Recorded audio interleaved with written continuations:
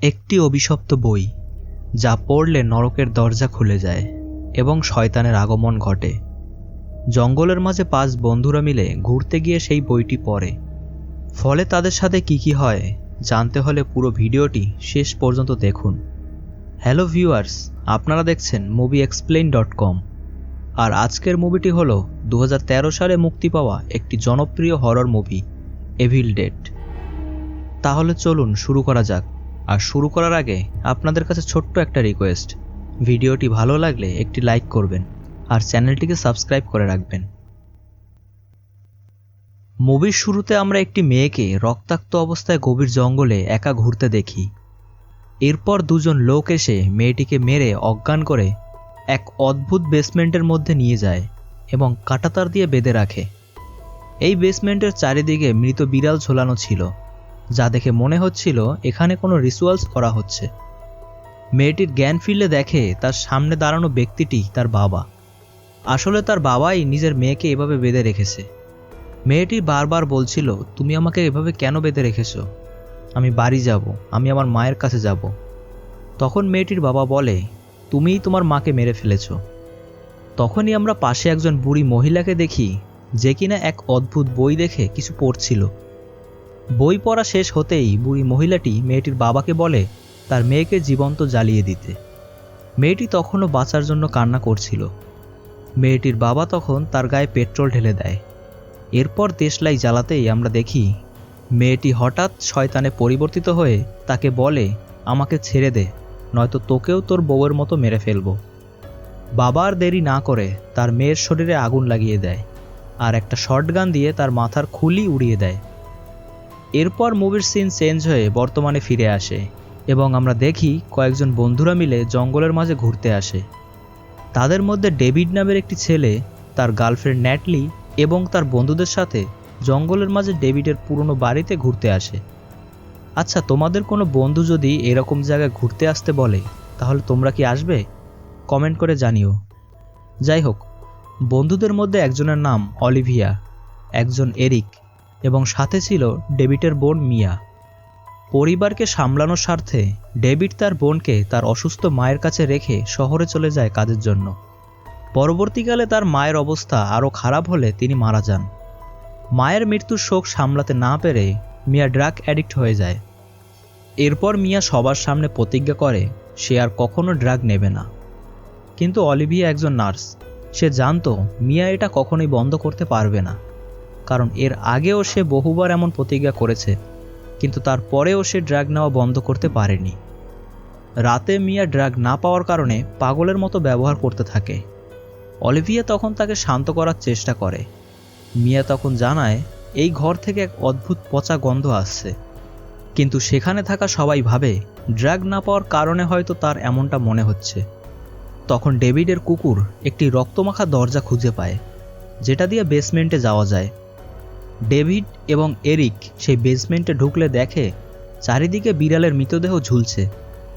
Eric তখন বলে এখানে হয়তো কোনো ব্ল্যাক ম্যাজিক বা কালো জাদু করা হয়েছিল। এরপর এরিক এই বেসমেন্টের এক কোণে একটি অদ্ভুত বই খুঁজে পায়। তোমরা হয়তো বুঝতেই পেরেছ, এটাই হলো মুভির প্রথম সিনে দেখানো সেই বেসমেন্ট, এবং এরিক যে বইটি খুঁজে পেয়েছে সেই বইটাই বুড়ি মহিলাটি তখন পড়ছিলেন। এরিক এই বইটিকে কৌতূহলবশত পড়তে শুরু করে। বইয়ের প্রথম পৃষ্ঠা লেখা অনুযায়ী যদি কেউ এই বইয়ের মন্ত্র পড়ে তাহলে নরকের দরজা খুলে যাবে এবং সেখান থেকে শয়তান বেরিয়ে আসবে, যাকে কোনোভাবেই আটকানো সম্ভব হবে না। এরিক বইটিকে পড়া মাত্রই আমরা দেখতে পাই কিছু একটা সেখানে চলে আসে। মিয়া তখন বাড়ির বাইরেই ঘুরছিল, আর তখনই সেই অজানা শক্তি মিয়ার উপর আক্রমণ করতেই মিয়া বমি করতে শুরু করে। এরপর হঠাৎই তার কিছু ভালো না লাগায় সে গাড়ি নিয়ে কাউকে কিছু না বলে সেখান থেকে চলে যায়। কিছু দূর যাওয়ার পরেই তার গাড়ির সামনে জঙ্গলের মধ্যে রক্তাক্ত অবস্থায় একটি মেয়েকে দাঁড়িয়ে থাকতে দেখে। মেয়েটিকে বাঁচানোর জন্য মিয়া গাড়িটিকে একটি ডোবার মধ্যে নামিয়ে দেয়। এরপর মিয়া সেই ভয়ানক মেয়েটিকে দেখে ভয় পেয়ে পালাতে গেলে মেয়েটি তাকে ধরে ফেলে।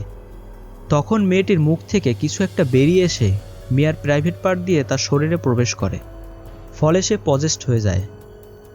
কিছুক্ষণ পর ডেভিড ও তার বন্ধুরা জঙ্গলের মাঝে অসহায় অবস্থায় মিয়াকে খুঁজে পায় এবং তাকে ঘরে নিয়ে আসে। মিয়া ডেভিডকে বলে সে জঙ্গলের মাঝে একটি ডেভিল মেয়েকে দেখেছে আর সে তাদের ফলো করে এই ঘরেই এসেছে। তারা সবাই মিয়ার কথাগুলো ড্রাগের এফেক্ট বলে মনে করে। ডেভিড এরপর বাইরে তার পোষা কুকুরের লাশ খুঁজে পায়। কোনো কারণবশত ডেভিডের সন্দেহ মিয়ার দিকেই যায়। সে রেগে গিয়ে এই ব্যাপারে মিয়ার সাথে কথা বলতে গেলে দেখে মিয়া বাথরুমে নিজেকে আটকে রেখেছে। ডেভিড দরজা নক করলে ভেতর থেকে কারো আওয়াজ না আসায় তারা সকলে দরজা ভেঙে ভেতরে ঢুকে দেখে মিয়া শাওয়ারের ফুটন্ত জলের নিচে বসে আছে, আর জল এতটাই গরম ছিল যে মিয়ার শরীর পুড়তে শুরু করেছিল। ডেভিড আর দেরি না করে মিয়াকে গাড়িতে বসিয়ে শহরে হসপিটালের উদ্দেশ্যে রওনা দেয়। কিন্তু প্রচণ্ড বৃষ্টির কারণে দুর্ভাগ্যবশত জঙ্গল থেকে শহরে যাওয়ার পুল জলের তলায় চলে যায়।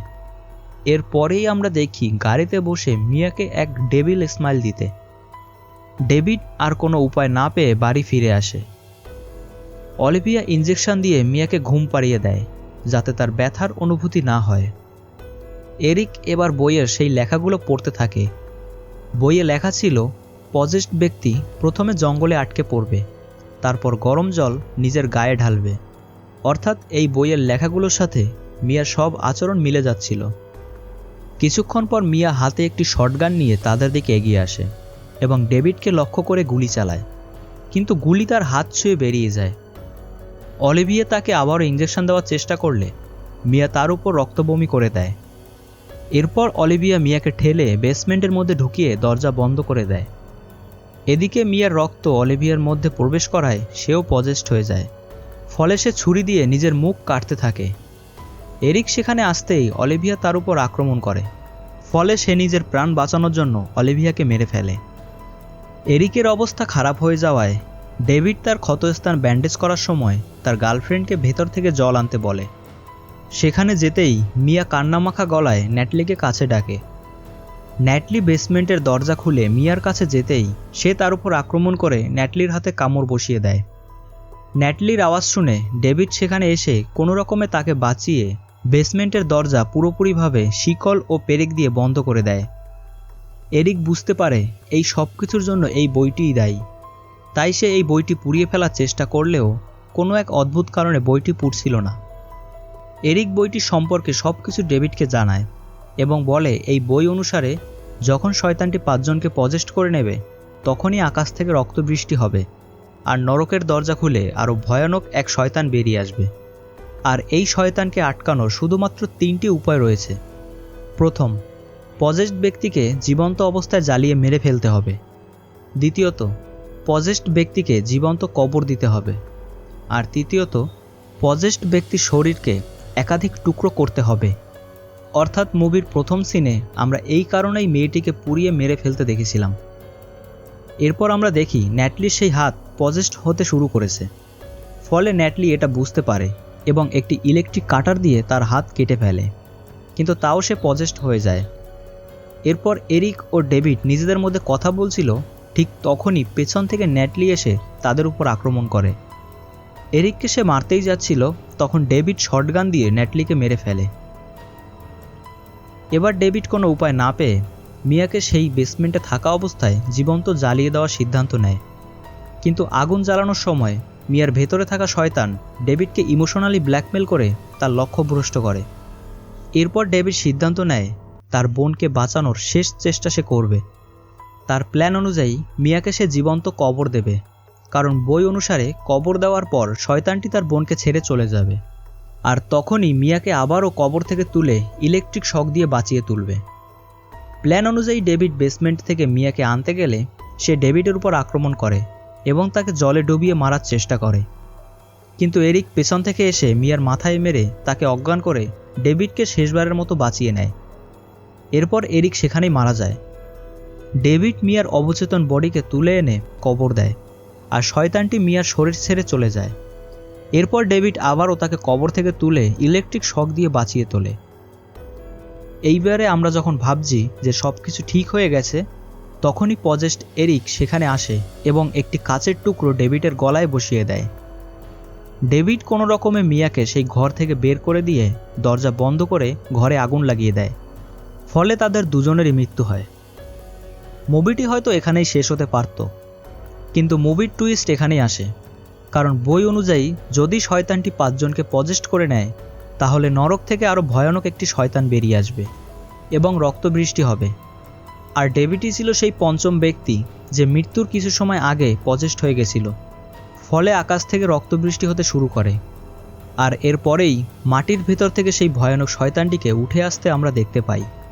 শয়তানটি মিয়ার উপর আক্রমণ করতেই তার এক হাত গাড়ির নিচে চাপা পড়ে যায়, ফলে নিজের প্রাণ বাঁচানোর জন্য সেই হাত তাকে কাটতে হয় এবং শেষে তার সর্বশক্তি দিয়ে শয়তানটির উপর আক্রমণ করে ইলেকট্রিক কাটার দিয়ে তার মাথা 2 টুকরো করে দেয়। ফলে সেই শয়তানটি আবারও মাটির নিচে চলে যায়।